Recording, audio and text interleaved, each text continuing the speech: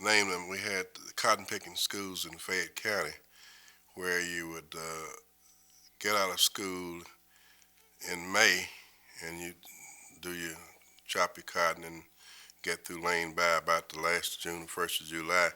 You would go to school, say, during July and August, and about September when the cotton was open, you would break. You'd have a break there for 6 to 8 weeks, depending on how much cotton opened, when you could go back, but you had time out to gather the crops in the fall. Now this was for the predominant, say, black schools in Fayette County. There may have been some rural whites where some similar, but eventually it turns out to be the schools we hadn't integrated. The black schools in Fayette County was handled in that manner.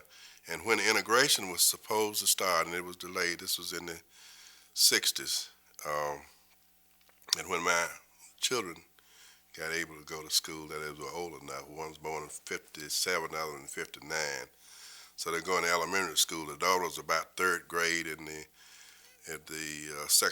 second grade, and my son was just starting.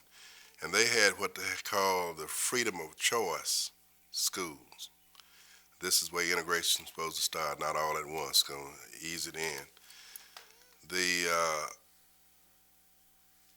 one even sheriff candidate ran on was telling some that if he could get integration delayed a little while, if he was sheriff, he believed he could get it delayed a little while. But the editor of the local paper told me they'd rather see gradual integration than to see this particular candidate in for sheriff.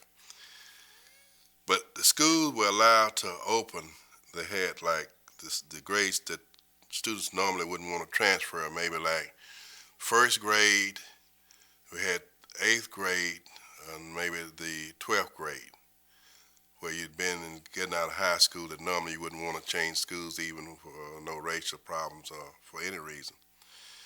And they started, the way they started the elementary, they allowed this to happen, but they still let the black school open just like they had in the past.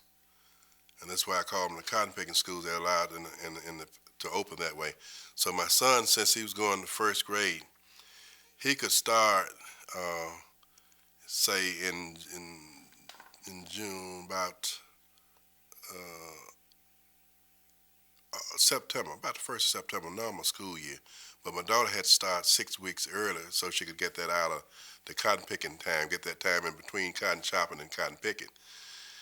So she had to stay out 6 weeks. At the time he started, he had at the time she started, she had been out 6 weeks.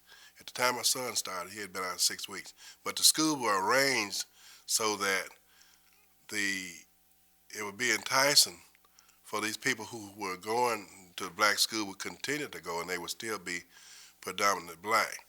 And the part that where I had to explain it to my children real well is that for some reason the older one was more attached to the young one that was starting about 5 or 6 years old. She's about 7 or 8, and she was asking me the school right next to the house.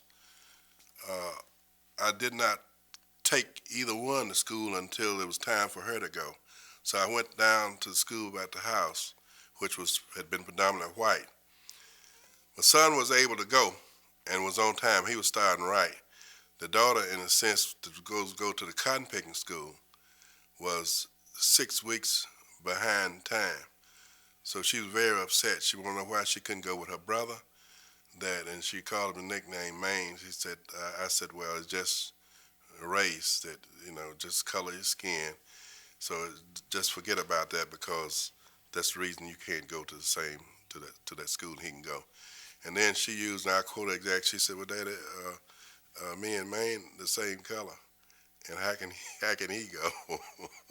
So that was very funny to me. Then I had to go back through all the thing and bring her up to date with what was really happening with the school and the racial issues and everything that to explain it to her. So she had to go to other school.